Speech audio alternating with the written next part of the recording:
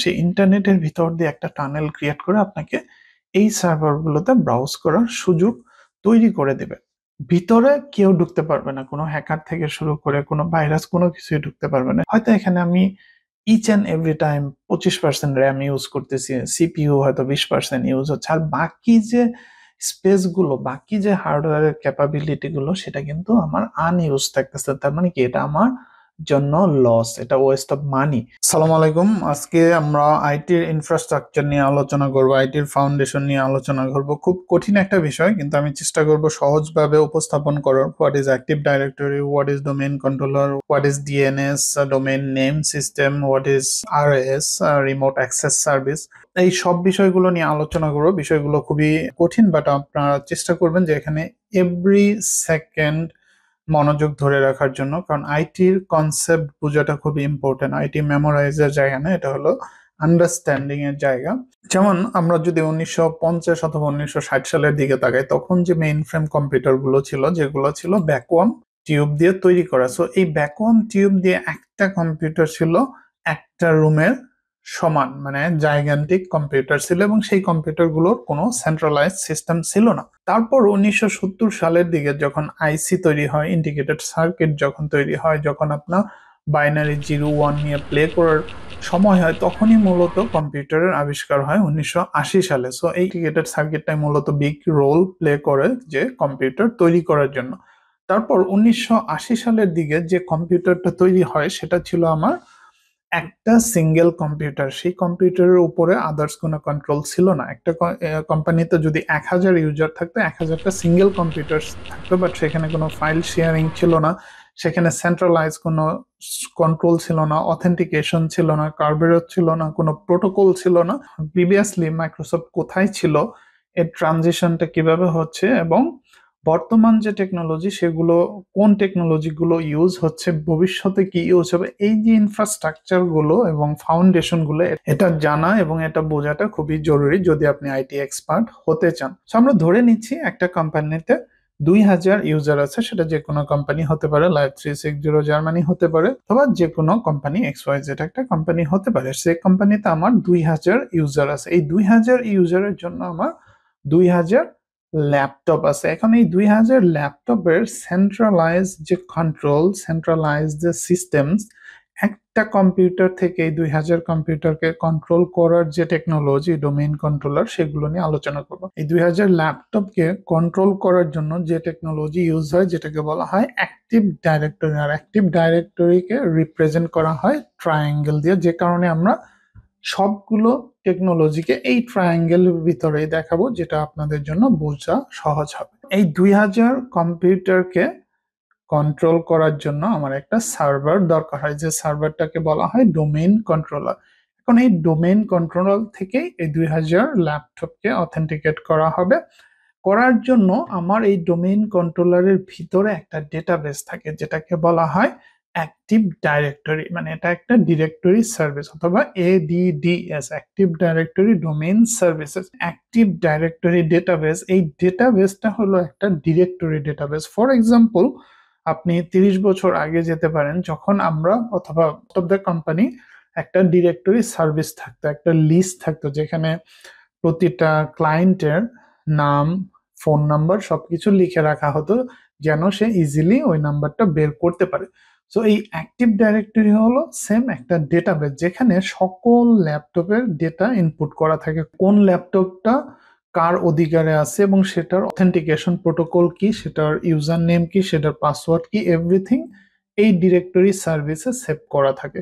যখনই আপনি একটা ল্যাপটপে লগ ইন করতে যাবেন, তখন প্রথমত এখানে আস্ক করা হবে অথেন্টিকেশনের জন্য, যে এই ইউজার নেম, এই পাসওয়ার্ডটা ঠিক আছে কিনা। ল্যাপটপটা আপনার হাতে, আপনার আন্ডারে, কিন্তু আপনি লগ ইন করতে পারবেন না যতক্ষণ না এখানে ভ্যালিড ইউজার নেম এবং পাসওয়ার্ড দেওয়া হবে। এটি হলো মূলত বর্তমান সেন্ট্রালাইজ সিস্টেম। এখন এখানে আমি আরেকটা ডোমেইন কন্ট্রোলার অ্যাড করে দিলাম। এখন আপনাদের প্রশ্ন জাগবে, কেন একটা কোম্পানিতে দুইটা ডোমেইন কন্ট্রোলার, দুইটা অন-প্রেম ডোমেইন কন্ট্রোলার, কেন আমি এখানে দুইটা সার্ভার নিলাম? কারণ যে কোনো সময় যে কোনো একটা সার্ভারের র্যাম নষ্ট হয়ে যেতে পারে, যে কোনো একটা সার্ভার ডাউন হয়ে যেতে পারে, তখন আমার কি হবে, এই একটা কোম্পানিতে যে 2000 ইউজার আছে তারা কিন্তু তার ডিভাইসে লগ ইন করতে পারবে না। ডিজাস্টার একটা সিচুয়েশন, এই ডিজাস্টার সিচুয়েশন থেকে ওভারকাম করার জন্য মূলত আমাদের আরেকটা ডোমেইন কন্ট্রোলার নিতে হয়। সো এই সেকেন্ড যে ডোমেইন কন্ট্রোলার, এটার কাজই হবে ফার্স্ট ডোমেইন কন্ট্রোলারের কে রেপ্লিকেট করা। এখানে আপনার যা এন্ট্রি দিবেন ইমিডিয়েট দুইটা ডোমেইন কন্ট্রোলারে সেভ হয়ে যাবে। এখানে যতজন ইউজারের ইনফরমেশন থাকবে এখানেও ততজন ইউজারের ইনফরমেশন থাকবে। এটা হলো অনেকটা মানে ডুপ্লিকেট করা। সো যে কারণে যে কোনো একটা সার্ভার একটা ডোমেইন কন্ট্রোলার ফল করলেও আপনার অ্যাক্সেস পেতে কোনো প্রবলেম হবে না। এটাই মূলত উদ্দেশ্য যে আমার ডোমেইন কন্ট্রোলার ইউজ করার। এই ডোমেইন কন্ট্রোলার গুলোর ভিতরে যে প্রোটোকলটা ইউজ করা হয় যেটার নাম হলো কার্বেরোস, যদিও এই কার্বেরোস নিয়ে এখন খুব বেশি ঘাটাঘাটি করার দরকার নাই, যেহেতু আমরা আইটি সাপোর্ট কোর্সে আছে, এগুলো খুবই অ্যাডভান্স। বাট আপনারা জেনে রাখেন, কারণ অনেক সময় জব ইন্টারভিউ এটা প্রশ্ন করা হয় যে ডোমেইন কন্ট্রোলারের অথেন্টিকেশন যে প্রোটোকল সেটার নাম কি, সেটা হলো কার্বেরোস। তারপর এখানে আরেকটা প্রোটোকল আছে, ডিরেক্টরি সার্ভিস প্রোটোকল, যেটাকে বলা হয় LDAP, lightweight directory access protocol. এটার নামটা জানাও জরুরি এবং এগুলো আপনার অনেক ক্ষেত্রে জিজ্ঞেস করা হয়। এখানে একটা সেন্ট্রালাইজ সিস্টেম দাঁড় করালাম। যখন 2000 সালে মাইক্রোসফট ডোমেইন টেকনোলজি এর আবির্ভাব ঘটায় উইন্ডোজ সার্ভার এনটি, যখন উইন্ডোজ সার্ভার এনটি আসে এবং ডোমেইন কন্ট্রোলার টেকনোলজিটা আসে, সেখানে আরেকটা বিগ রোল প্লে করে, সেটা হলো ডিএনএস মানে ডোমেইন নেম সিস্টেম। এখন প্রশ্ন চলে আসবে ডোমেইন নেম সিস্টেম কি? এটা অবশ্যই একটা ডেটাবেস। একটা ডোমেইন থেকে সব ল্যাপটপ গুলোকে কন্ট্রোল করতেছি। এখন আমি ধরে নিচ্ছি এই কম্পিউটার গুলো একটা ডোমেইনের আন্ডারে, সেটা www.google.com অথবা www.live360germany.com। আমার যে কম্পিউটার, আমার যে সার্ভার ডোমেইন কন্ট্রোলার, এরা কিন্তু কোনো আলফাবেট চিনে না। আপনি হয়তো টাইপ করবেন www.google.com, কিন্তু কম্পিউটার চিনে শুধু একটা binary number, either 0 or 1, either high or low. So এই ডোমেইন নেম সিস্টেম এটা হলো মূলত একটা ট্রান্সলেটর। এটার কাজই হলো হিউম্যান যে ল্যাঙ্গুয়েজকে সেটাকে মেশিন ল্যাঙ্গুয়েজে ট্রান্সলেট করা। আপনি হয়তো লিখবেন www.google.com, কিন্তু কম্পিউটার google.com কে চেনে না। কম্পিউটার চেনে ওর এগেইনস্টে একটা নাম্বার, একটা বাইনারি নাম্বার। সো আপনি google.com লিখবেন, কম্পিউটার চিনবে একটা নাম্বার। যখনই আপনি google.com লিখবেন, কম্পিউটার তখন ওই নাম্বার দিয়ে আপনার ওই google.com কে, ওই ডোমেইনকে আইডেন্টিফাই করে সে ট্রান্সলেট করে তারপর আপনাকে অথেন্টিকেট করবে। এবং এই ডোমেইন নেম সিস্টেমগুলোর সাথে এই computer, file server, domain controller সবকিছুই কানেক্ট থাকে। যখনই আপনি ডিএনএস কে জিজ্ঞেস করবেন, হে ডিএনএস আমাকে একটা ডোমেইন কন্ট্রোলারের সাথে কানেক্ট করে দাও, সে প্রথমত আপনার ডোমেইনটাকে ভেরিফাই করবে, সবকিছু ঠিক থাকলে সে তারপর ডোমেইন কন্ট্রোলারের সাথে আপনাকে কানেক্ট করে দিবে এবং আপনার ডিভাইসে অ্যাক্সেস করার যে সুযোগ সেটা তৈরি হবে। তো এটাই হলো ডোমেইন নেম সিস্টেম। এখন এখানে আরেকটা টার্ম চলে আসে যেগুলো ডোমেইন কন্ট্রোলারের সাথে অথবা উইন্ডোজ সার্ভারের সাথে, যেটা হলো জিপিও, গ্রুপ পলিসি অবজেক্ট। এখন প্রশ্ন থাকতে পারে জিপিওটা কি? এটা অনেক ক্ষেত্রে প্রশ্ন করা হয় জবে, জিপিও কি। একটা কোম্পানিতে 2000 ল্যাপটপ আছে। এখন 2000 ল্যাপটপের একটা জিপিও নিয়ে আমরা একটু এক্সপ্লেন করি। 2000 ল্যাপটপের 2000 ওয়ালপেপার আছে। ইউজার তার ইচ্ছা মতো ওয়ালপেপার ডেস্কটপে সেট করে রাখছে। তো এটা খুবই অ্যানোয়িং যে একটা কোম্পানির এক একটা কম্পিউটারের ডেস্কটপ এক এক রকম। তো সেক্ষেত্রে, এবং ইউজার তার নিজের পিকচারও সেট করতে পারে, সেক্ষেত্রে এই জিপিওটা বিগ রোল প্লে করে। আপনি সার্ভার থেকে একটা গ্রুপ পলিসি অবজেক্ট ক্রিয়েট করবেন সকল কম্পিউটারে, 2000 কম্পিউটারের ডেস্কটপটাকে কন্ট্রোল করা, এবং সেই ডেস্কটপটাকে আপনি ডিজাইন করবেন। সেখানে হয়তো আপনি লোগো সেট করবেন কোম্পানির, সেখানে হয়তো কোম্পানির হটলাইন নাম্বার সেট করবেন, অথবা কোনো অ্যানাউন্সমেন্ট থাকলে সেটাও সেট করতে পারেন, ওয়ার্নিং থাকলে সেট করতে পারেন ডিজাইন করে। তারপর সেইটাকে আপনি সকল কম্পিউটার ওয়ালপেপার হিসাবে বাই ডিফল্ট সার্ভার থেকে আপনি সেট করে দেবেন। ম্যানুয়ালি প্রতিটা কম্পিউটার গিয়ে গিয়ে সেট করবেন না, যেটা অলমোস্ট ইম্পসিবল এবং টাইম টেকিং। এখানেই মূলত গ্রুপ পলিসি অবজেক্টটা বিগ রোল প্লে করে, যে এই জিপিও মাধ্যমে আপনি সকল কম্পিউটারকে কন্ট্রোল করেন। নট অনলি ওয়ালপেপার, তার কন্ট্রোল প্যানেল কন্ট্রোল করতে পারেন, ডিভাইস ম্যানেজার কন্ট্রোল করতে পারেন, ইচ এন্ড এভরিথিং। মানে আপনার যেখানে কন্ট্রোল দরকার, তার ব্রাউজারে কন্ট্রোল নিতে পারেন, তাকে একটা নির্দিষ্ট লেভেল পর্যন্ত অ্যাক্সেস দেওয়া হবে, আর বাকি সব আইটি যে টিম থাকবে তারা কন্ট্রোল করবে, তারা জিপিও চেঞ্জ করে করে কন্ট্রোল করবে। সো এটাই ছিল গ্রুপ পলিসি অবজেক্ট।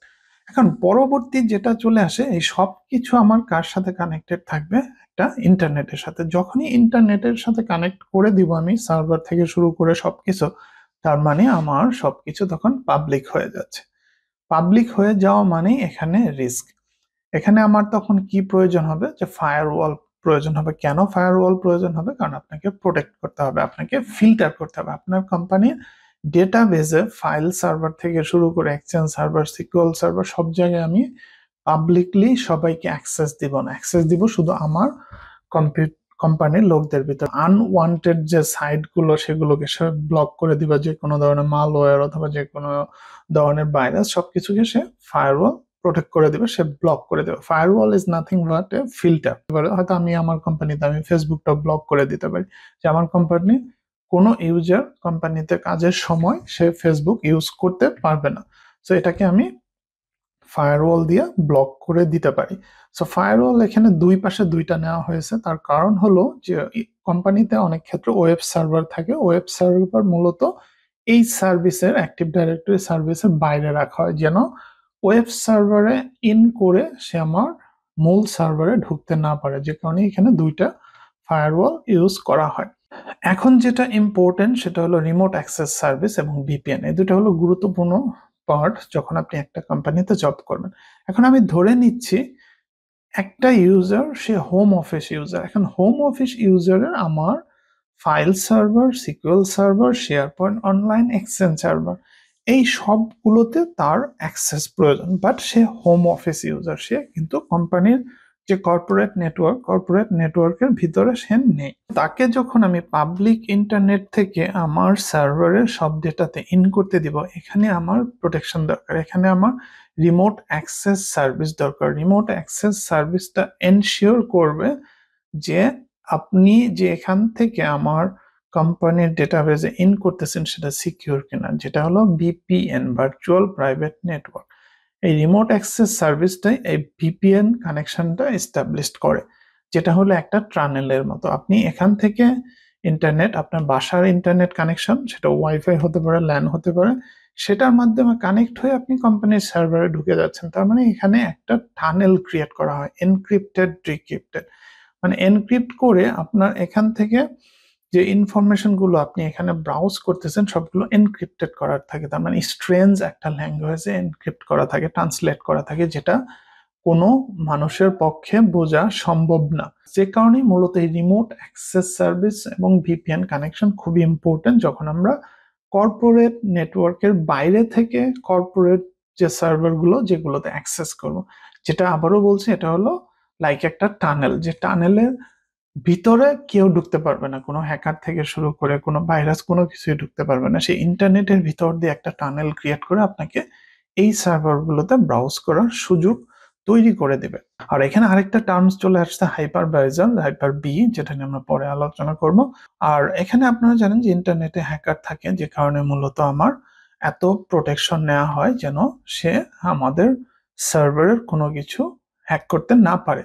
আর যেটা আমরা আগেই বলেছি যে ওয়েব সার্ভারটাকে মূলত এই যে অ্যাক্টিভ ডাইরেক্টরি অথবা ডোমেইন কন্ট্রোলার এনভায়রনমেন্ট এর বাইরে রাখা হয় এবং এর আগে পিছে দুইটা ফিল্টার দেওয়া হয় এবং এখানে মূলত কানেক্ট করা হয় পোর্টের মাধ্যমে।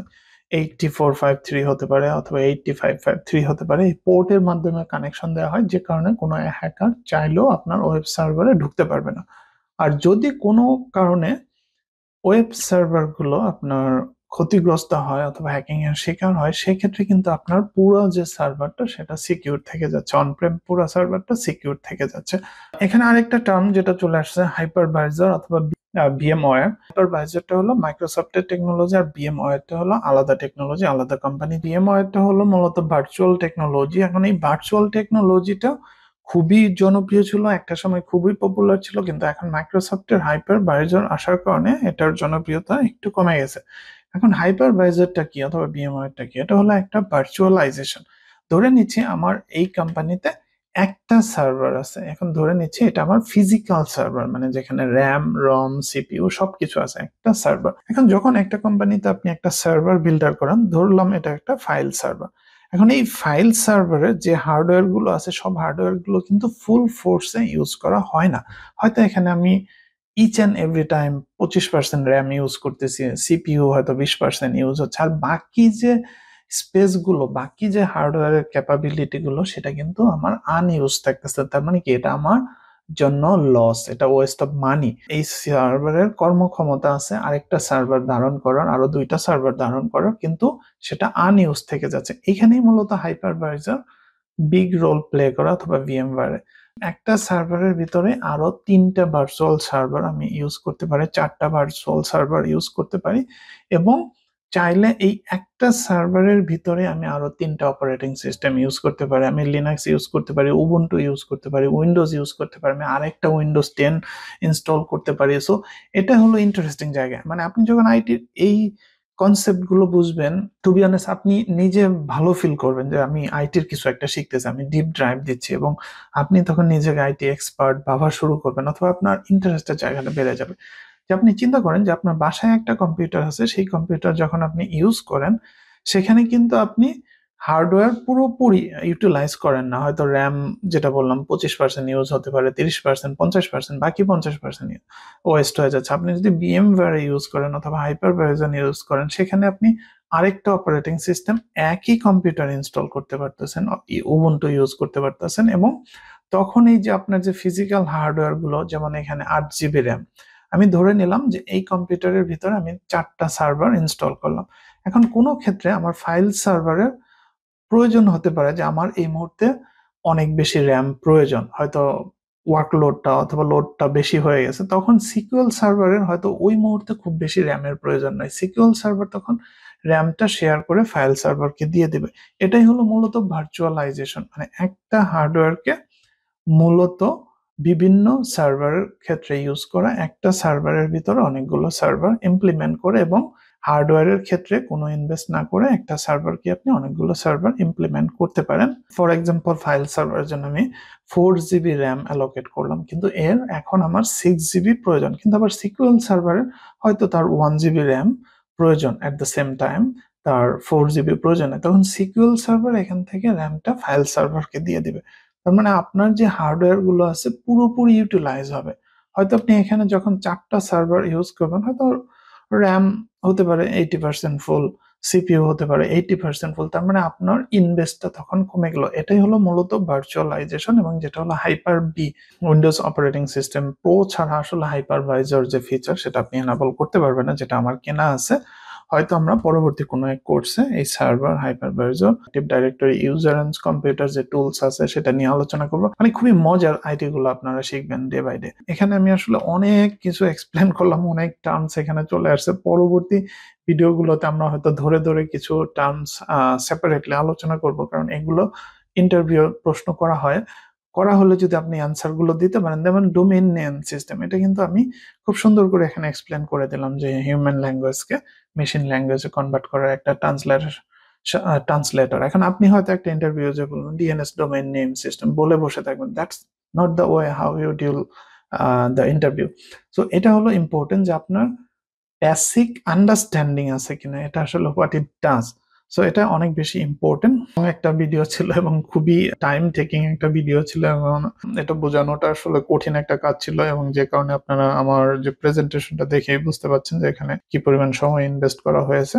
সো আশা করি আপনারা বুঝতে পেরেছেন, আর যদি এর বাইরেও কোনো কনফিউশন থাকে অবশ্যই জানাবেন। আইটি সাপোর্টে এখানে হয়তো সবকিছু আপনার প্রয়োজন হবে না এই রোলের জন্য, কিন্তু এইখানে যা বোঝানো হয়েছে সেটা বোঝা খুবই জরুরি, যদি আপনি যে আইটিতে আপনাদেরকে আমি প্রফেশনাল করতে চাচ্ছি, এই আইটিতে যদি আপনারা আসতে চান। এই ইনফ্রাস্ট্রাকচারে যদি আপনারা জবগুলো খেয়াল করেন, এখানেই দেখেন কতগুলো জব আছে। যদি আমি এই 2000 ইউজার এই ল্যাপটপের কথা চিন্তা করি, এখানে আপনার আইটি সাপোর্ট, ডেস্কটপ সাপোর্ট যে রোলগুলো, সেগুলো আপনি এখানে পেয়ে যাবেন। যদি আমি এখানে ডোমেইন কন্ট্রোলার, অ্যাক্টিভ ডাইরেক্টরি নিয়ে কথা বলি, এখানে আপনার নেটওয়ার্ক ইঞ্জিনিয়ার অথবা নেটওয়ার্ক সাপোর্ট ইঞ্জিনিয়ার হিসেবে আপনি এখানে জব করতে পারবেন, সিস্টেম ইঞ্জিনিয়ার হিসেবে জব করতে পারবেন। তার মানে এখানে কিন্তু আরেকটা রোল। গ্রুপ পলিসি অবজেক্ট যারা কন্ট্রোল করে, সেখানেও আরেকটা রোল, যদিও সেটা সিস্টেম ইঞ্জিনিয়ার অথবা নেটওয়ার্ক ইঞ্জিনিয়ারের ভিতরেই পড়ে। এবং ফায়ারওয়াল যে ফিল্টার গুলো নিয়ে যারা কাজ করে নেটওয়ার্ক টিম, তারা এখানে আরেকটা রোল প্লে করে। অনেক ক্ষেত্রে এই দুইটা আবার ইন্ট্রিকেট করা থাকে একজনের ভিতরেই, ফায়ারওয়াল অথবা সিস্টেম ইঞ্জিনিয়ারই মূলত ফায়ারওয়ালটাও কন্ট্রোল করে। তো এখানে কিন্তু অনেকগুলো জব রোল জড়িত, এবং এখানে আমরা কিন্তু মাইক্রোসফটের যে ক্লাউড টেকনোলজি গুলো সেগুলো নিয়ে এখন আলোচনা করিনি। সেখানে মিলিয়ন্স জব আছে। আপনি চিন্তা করে পাবেন না মাইক্রোসফট কি পরিমাণ জব ক্রিয়েট করছে যখন তারা এই উইন্ডোজ সার্ভার এন্ট্রি লঞ্চ করে, এবং তারপরে যখন হাইপারভাইজার লঞ্চ করে, তারপর যখন ক্লাউড টেকনোলজি বিশেষ করে অ্যাজার ক্লাউড ইনটিউন লঞ্চ করে। এটাই হলো রিয়েলাইটি, এগুলো আপনাকে বুঝতে হবে। সব ভালো থাকবেন, ইনশাল্লাহ আইটি জবে আপনাদের সাথে দেখা হবে এবং জার্মানিতে দেখা হবে। আসসালামু আলাইকুম।